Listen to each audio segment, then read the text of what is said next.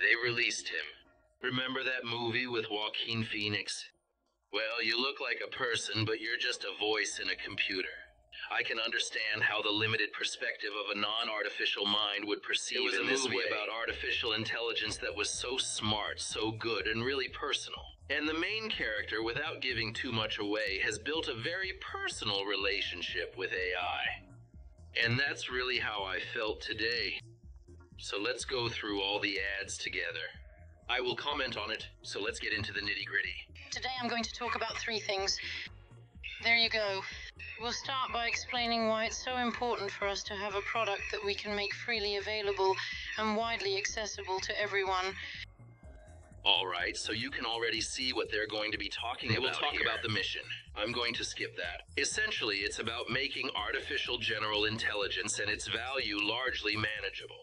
Now, whether you agree with their approach or not, that's their mission. Then they launched a desktop app and a web UI update.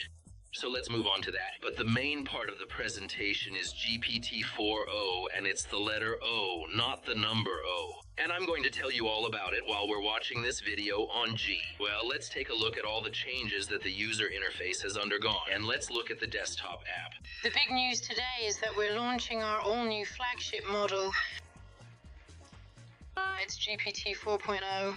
Alright, so she announces that they are announcing GPT-4.0, their new flagship model. So it's not GPT-5? We didn't get GPT-5 today. There have been a lot of rumors that this is going to happen today, but they are still slipping. And so we have GPT-4.0, which is an iteration of GPT-4. And it's really unique in some ways, but what they've done with it, and they've described it as magical, it's pretty darn cool and really takes us a big step towards that vision of its future.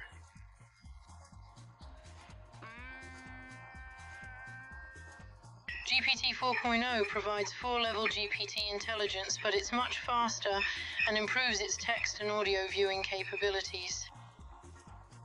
Over the past couple of years, we've focused on improving the intelligence of these models. So I'm gonna stop there for a second. The O in GPT-4o is an omni-model, and that's what they call it now. It's essentially text, a vision, and a voice all in one. But I'll let Myra talk about it. This is the first time we've really taken a big step forward when it comes to ease of use, and it's extremely important as we're looking at the future of how we interact with each other.